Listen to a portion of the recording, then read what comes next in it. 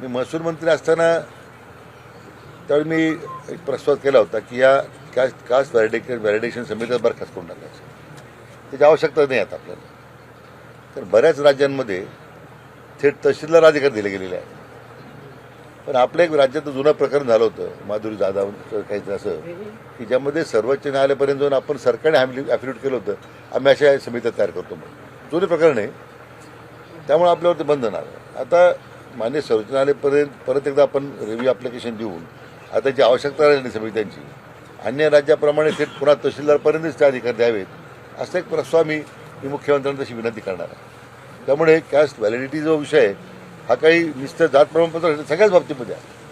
Basically आता मुलांचे admissions आता आहेत किंवा जास्त काळ तू खरं म्हणजे असं तर आपल्या निवडणुकीकरता जास्त लागतो. ग्रामपंचायत पंचायत समिती वगैरे आपल्याकडे त्याला जास्त महत्त्व आहे कॅस्ट व्हॅलिडिटी करता आणि सरकारी नोकऱ्याकरता विशेष ते लागणार आपल्याला.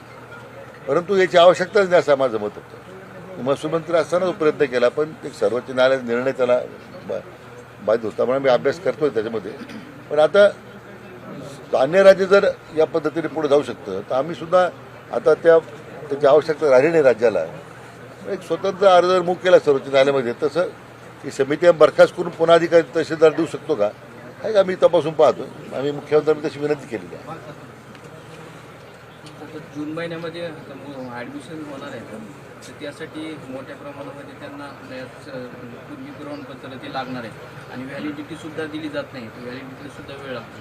सरकार यासाठी काय तातडीने पावलं उचलणार आहे?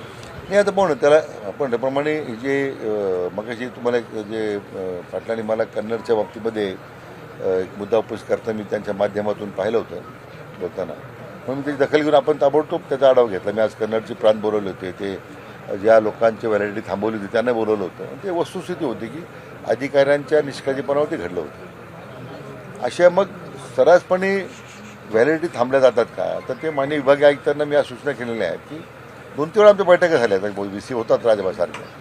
पण या पार्श्वभूमीवर आता ज्या पुढच्या 15 दिवसामध्ये याच्यावर थोडं युद्ध पातळीवर काम करण्याची आवश्यकता आहे. ज्यामुळे आपण म्हणता तो मुलांच्या ॲडमिशनचा मुद्दा आहे तो आपल्याला त्यातून त्यांना कसं दिलासा देता येईल तो आमचा प्रयत्न राहील. या बाबतीमध्येच जरांगे पाटलांनी असं म्हटलं होतं की बाबा या अधिकाऱ्यांना जर मुलं विचारायला गेले प्रमाणपत्र द्या ते अधिकारी सांगतात की हे सगळं वरूनच थांबवले वरून काही सूचना आलेल्या नाही अशा पद्धतीचं उत्तर अधिकारी देतात असं जरांगे पाटील.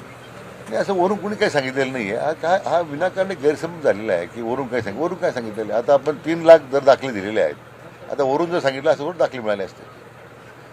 खाली जर यंत्रणेमध्ये आता उदाहरणार्थ मी कृषी मंत्री असताना त्यावेळी शेतकऱ्यांच्या आत्महत्येच्या कुटुंबियांना आपण मदत देण्याकरता ज्यावेळी आम्ही प्रस्ताव मागवायचो त्यावेळी आमच्या अधिकारी मला सांगायचे की कागदपत्र पूर्तता झाले नाही कागदपत्राची अपूर्तता आहे. मग मी तो निर्णय केला की त्याच्या कुटुंबात दुःखाची घटना आहे आणि तुम्ही अपेक्षा करता का मग तो गावातला कृषी काय करतो.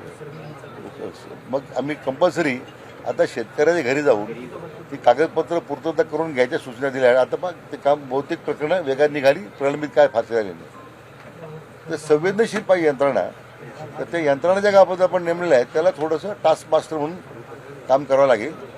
मी त्या मतदारसंघातील आमदार महोदयांना पत्रावरून विनंती केलेली आहे की तुमच्या मतदारसंघातील या कास्ट व्हॅलिडेशनमध्ये जे प्रमाणपत्र देण्याबद्दल तुम्ही शीघ्रगतीनं काय तो आढावा घेता महिन्यात आढावा घ्या लवकर त्याची कारवाई होईल पहा आणि जर तुम्हाला वाटली अडचण काही तर मग यायचं अध्यक्ष म्हणून माझी संपर्क करा.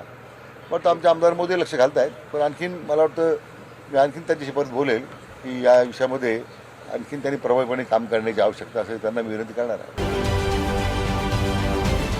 महाराष्ट्रातील सर्व बातम्यांचे विश्वासार्ह व्यासपीठ सकाळच्या सर्व सोशल मीडिया प्लॅटफॉर्मला लाईक फॉलो आणि सबस्क्राईब करा. तसंच सर्व नोटिफिकेशनसाठी बेल आयकॉन प्रेस करायला विसरू नका.